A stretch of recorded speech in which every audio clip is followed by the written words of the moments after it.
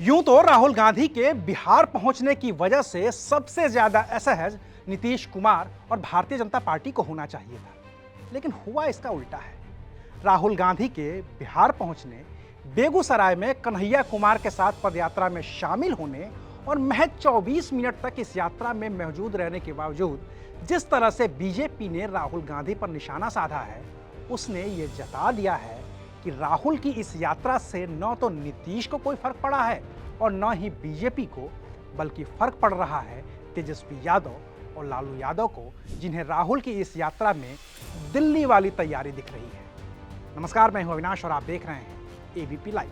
बिहार के बेगूसराय पहुंचे राहुल गांधी ने कन्हैया कुमार के साथ पदयात्रा की और करीब 24 मिनट तक यात्रा करने के बाद राहुल पटना के लिए रवाना हो गए। अब जाहिर है कि बात बेगूसराय की थी तो वहां के भाजपा सांसद गिरिराज सिंह का बयान आना ही था। तो बयान आया और बिल्कुल चिरपरिचित अंदाज में गिरिराज सिंह ने राहुल गांधी पर निशाना साधा। ले अपना पलायन तो बचा लें कि कभी यूपी से केरल से यूपी बिहार में उनके आने से कोई असर नहीं पड़ने वाला है।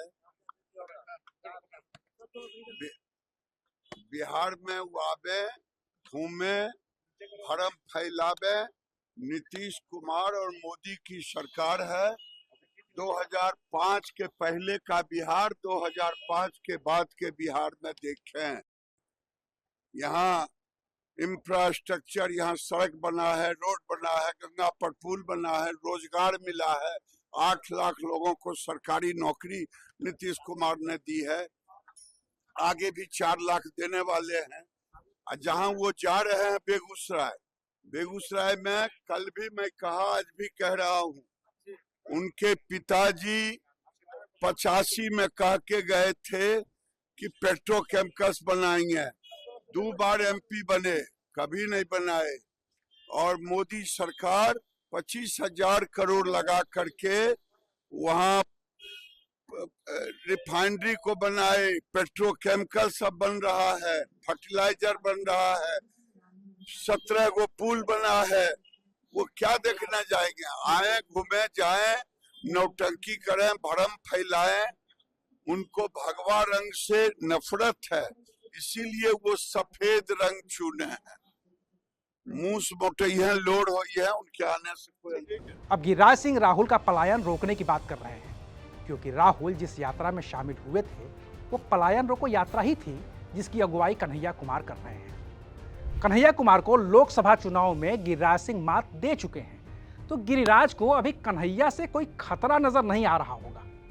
लेकिन जिस तरह से कन्हैया कुमार की यात्रा में कांग्रेस के कार्यकर्ता जुड़ते जा रहे हैं और जिनकी संख्या राहुल गांधी के पहुंचने की वजह से बेतहाशा बढ़ गई है, उसने तेजस्वी यादव को तो परेशानी में डाल दिया होगा।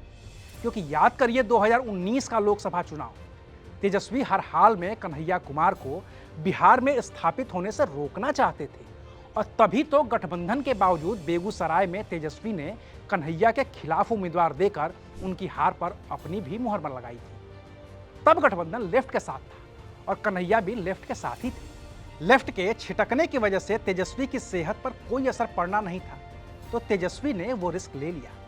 लेकिन अब कन्हैया कांग्रेस के नेता हैं, कांग्रेस उन्हें तवज्जो भी दे रही है, और राहुल गांधी की कन्हैया की पदयात्रा में मौजूदगी इस बात का सबूत भी है। बाकी बिहार चुनाव को लेकर कांग्रेस कितनी तैयार है, ये उसके हालिया दिनों में लिए गए फैसले से भी जाहिर हो गया है। दलित प्रदेश अध्यक्ष, बिहार के नए प्रभारी, राहुल गांधी का लगातार बिहार दौरा और अब कन्हैया की पदयात्रा इस बात की गवाही देने लगे हैं कि अब बिहार में कांग्रेस वो कांग्रेस नहीं रह गई है जिसे आरजेडी के इशारे की जरूरत थी।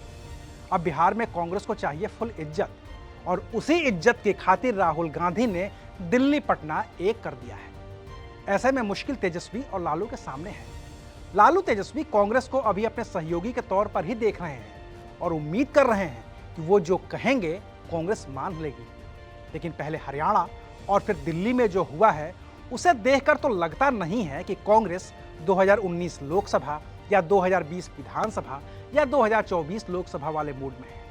अब कांग्रेस उस मूड में है कि जिसे गरज होगी वो खुद उसके पास आएगा। कांग्रेस अब किसी के पास नहीं जाएगी और तब परेशानी तेजस्वी को होगी, क्योंकि अभी तक के गठबंधन में तेजस्वी या लालू जो चाहें, जितनी चाहें सीटें कांग्रेस को दे देते थे और कांग्रेस उसे प्रसाद समझकर रख भी लेती थी। लेकिन अब शायद ही ऐसा हो। कन्हैया की मेहनत, राहुल गांधी के दौरे और जातिगत समीकरणों के आधार पर कांग्रेस संगठन में हुए बदलाव कांग्रेस को उस दिशा में लेकर जाते हुए दिख रहे हैं जहां उसके गठबंधन के सहयोगियों के लिए दिल्ली के चुनावी नतीजों को बार बार देखने की जरूरत पड़ सकती है। अभी के लिए शुक्रिया। आप देख रहे थे एबीपी लाइव।